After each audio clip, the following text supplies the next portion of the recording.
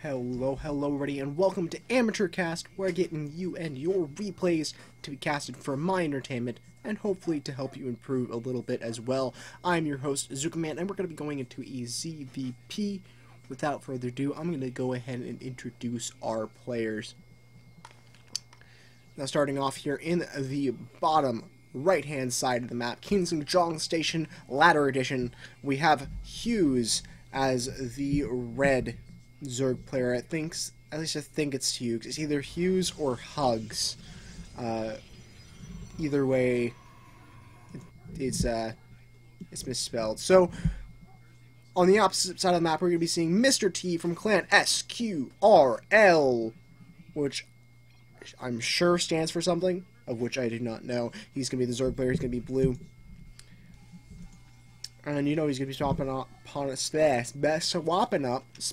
on the top left. Oh boy. So, looking at PvP, looking at the matchup right now, seeing what's going on.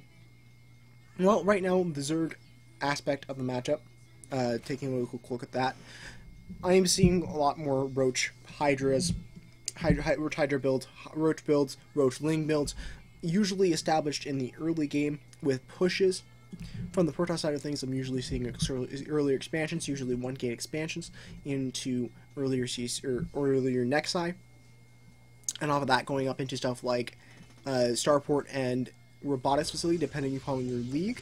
A lot of high-level players prefer the Stargate route because it is going to get out either an Oracle, so that you can get some map pressure out on an opponent that's going for a large number of drones very, very early on, or you can move up into Phoenixes and deny a lot of vision, but of course not going to be coming too much in effect in the low leagues because a lot of the time you're not going to be having that be a big factor. So let me point out here real quickly, very first here, we're going to be seeing the gateway going to be made a little bit away from where it normally is. Normally it's about one space over in this little choke here, or in this choke down here. And that's to make sure that it's a little bit difficult for the Zerglings to be able to just run straight into the mineral line. It's just a little bit of a perfection thing. Now, right now we're going to be seeing our Zerg player go up onto 3 hatch. I believe this is before pool. So this would be a very good time for a Phoenix into Oracle opening, a cannon rush. He didn't get his forge yet, so that's probably going to be a little bit more awkward.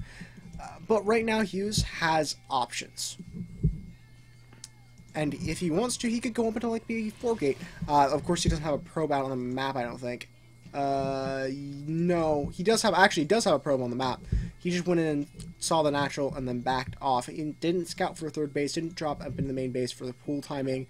So a little bit of a mis-scouting as far as that concerned, which might end up turning out not too good for him. He's going to be dropping down another gateway back home.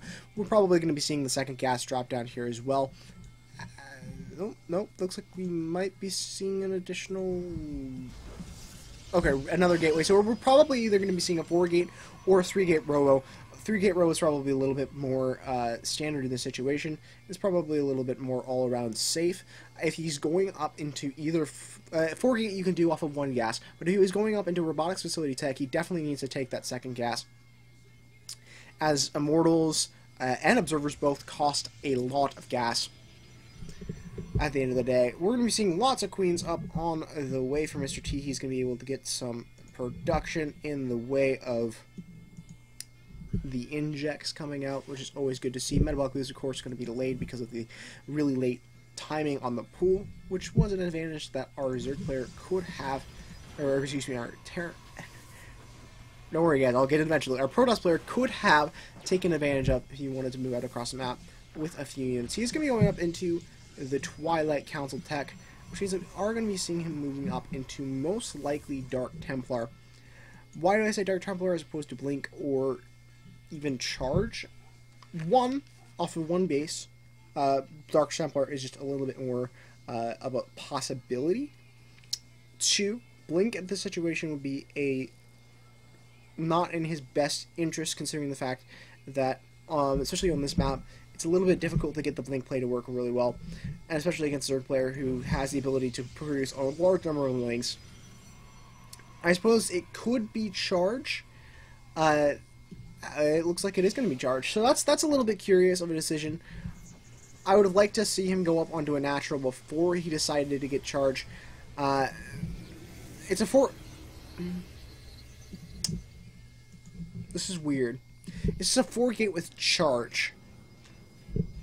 Now, MrTea, he's going to get a little bit suspicious. He's going to drop down a spine crawler back home. But besides that, not really too worried. Getting up on a nice, strong drone production.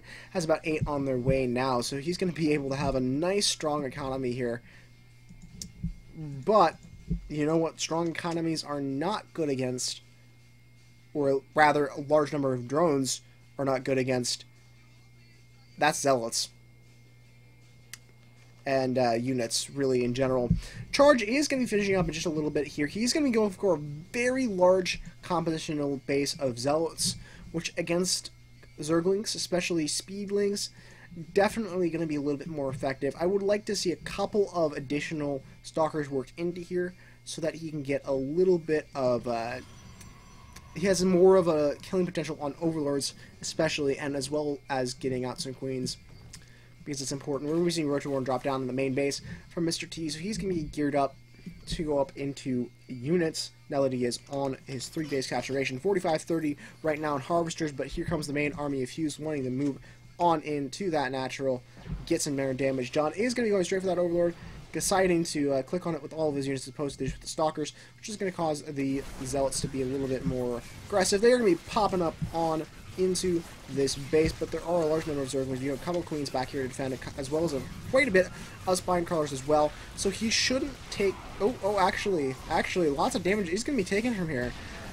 MrTea is going to be in a little bit of a bad position now, considering the fact his opponent is on 1 base and he was on 3. He just didn't have the units out, which is always a little bit of an awkward situation.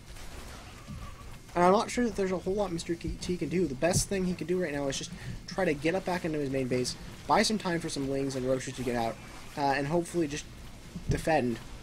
Because this is going to be a tough one to sell, guys. Our Protest player is just so far ahead as far as damage. He's going to be able to get the hatchery in the main base, as well as possibly even the spawning pool, which is going to be a big hit to MrTea right now. And I'm not sure how well he can recover against this right now. He's going to be moving up into a couple of additional cannons back home to defend. He's going to be taking his natural expansion. A bit late, but definitely was able to get the damage done with his push. I would love to see a robotics facility drop down or a Stargate start moving up into higher tech. Get a couple sentries in this army as well. But at this point, the big thing for a Protest player is just going to be moving around, trying to find his opponent and finish him off. Because right now the Zerg player really can't do a whole lot. He's going to be going up onto Devil Gas at this natural, which will soon become the main base, but he doesn't have any production facilities. He doesn't have a spawning pool even at this point that he's able to work out of. So now he just is able to build drones, which I suppose is a pretty decent strategy if you're wanting to keep alive, but not too much if you want to try to win. As good as drones are, not exactly winning material against a Protoss army, especially not a heavy charge lot favorite army. Once you start adding into Colossus as Storm, no, drones will just not going to be able to do anything here. Now, Hughes is going to fall back, which I completely disagree with. Yes, he did damage. Yes, he essentially reset the Zerg player. However, right now, army value of MrTea is 2, which is a queen. As opposed to, was that? 46.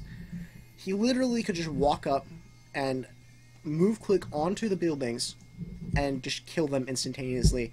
While I agree with the fact that he was able to damage, he did expand behind it. He's going to start to have a little bit of an economic lead.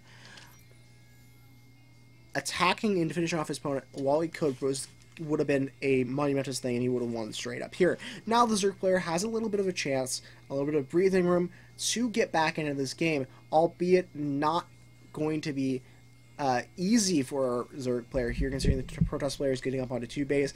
He has a lot of tech coming back home. We have 2 robotics facilities as well as the starport and the +1. So this is going to start to get a little bit ridiculous for our Zerg player to be able to defend against. But that doesn't mean that he can't get back into this. For example, if he was wanting to move up into quick Spire Tech, he could really take advantage of the fact that there isn't a whole lot of anti-air, besides a few cannons, I think, that came up in the main base. Yeah, so he can still do a little bit of pressure over here at the natural with Muta's assault army, since it's mostly zealots. But we do have one zealot to be tearing away at this drone line, and really, there's not much MrTea can do about it. It's just completely awkward for him. He's going to go ahead and go for a couple of roaches, but the zealots have charged. They're fast approaching that +1 mark, and roaches on upgraded are not going to be the best decision for him right now. But MrTea needs units, and he needs to keep up as many units as he possibly can, and hope to defend against this. Keep up as many bases as he can, get up on the harvester production, and make sure that he keeps up on his tech. There's a lot of things that our Zerg player needs to do in order to stay into this game. Meanwhile, our Protoss player, he's in the advantage of the lifetime. He is cruising this on down, taking his third base, grabbing a couple of additional gases. Always good to see. And this is a good decision for a Protoss player, besides the fact that he's backwards. But since he already fell back, I think that the best decision is now going up onto a lot of bases and try to out-macro your opponent. Get a couple of zealots on these bases that are kind of out of there, the third base over here, and the now main base that's being rebuilt. I'm just going to call this a main base again, guys. I know it's technically the new third, but it's in the main base spot, so I'm going to probably just call it the main base. But I'm not... Protoss player can move out at any time now, right? And essentially he'd be able to win the game. And I think it's a very bad decision not to. And I'm not really sure what he is waiting for. Zerg player is going to be finding this proxy pylon, is going to be heading to kill that off, spitting that nice little roach acid on it, and that's going to make that thing blow up in just a few seconds here. Go, go, go, go, go, go. And that's actually going to supply block use, which is a little bit unfortunate, because we normally like having supply and food so that we can build things. Because, hey, building things is good. We like that. We are up onto double StarCraft production as well as double robotics facility production. And yes, he has the gas for that. He doesn't have the minerals for that. He needs to get more gateways, expand more. I guess you could do more next side at this point and it'd be perfectly fine. Though I do not suggest that to any Protoss player ever. You never really want to build more than one Nexus. We're be seeing our double forges coming on the way from Hughes, so he's going to get...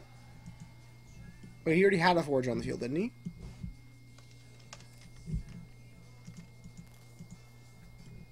We already have 2 forges. So he's getting a third one for triple upgrades. No, wait, no, we already had one forge, and then he's getting a second. Okay, I get it. Cool. Sorry about that, guys. ZookaMan gets confused pretty easily. I also get distracted by, like, shiny things, and it's like, ooh, shiny things! And it's really hard to do anything. I get distracted by shiny things, loud noises, and, sometimes squirrels, actually. Believe it or not, sometimes squirrels do really distract me.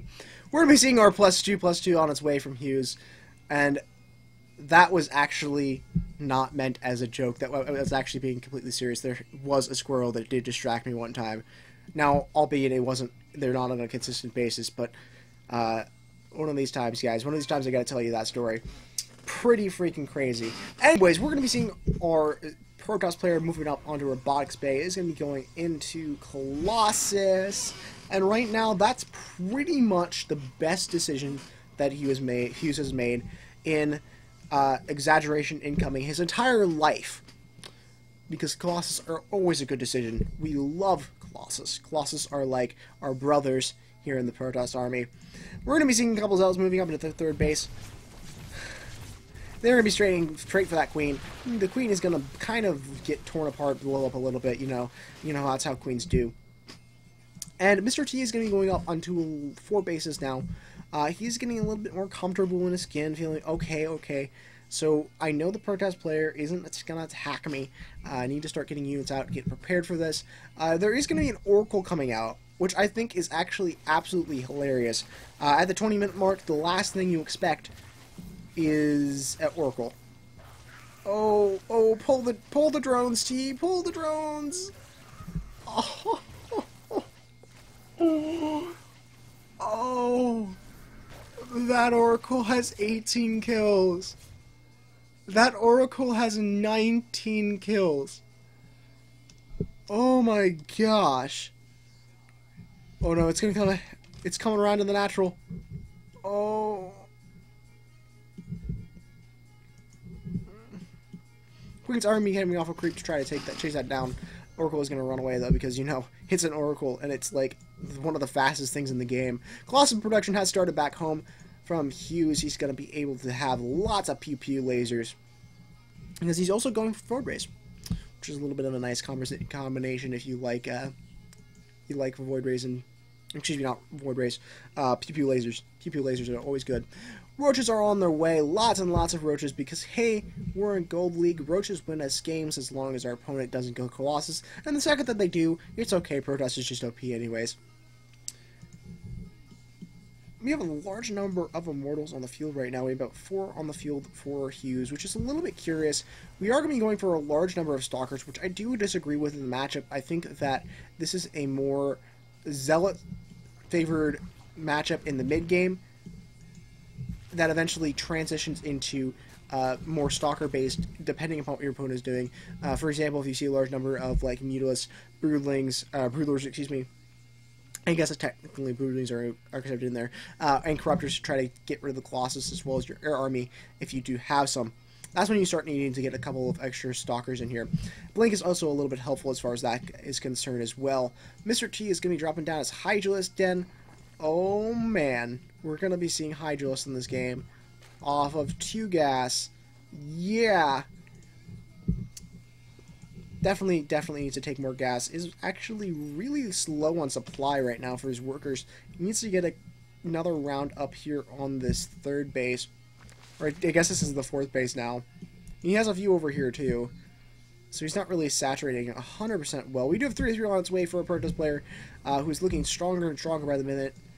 Colossus are out on the field. Look at these things. You have like little faces and stuff. Like normally you don't notice this little face on a Colossus because you're too busy, you know, moving them around. But hey, we see it. We see it.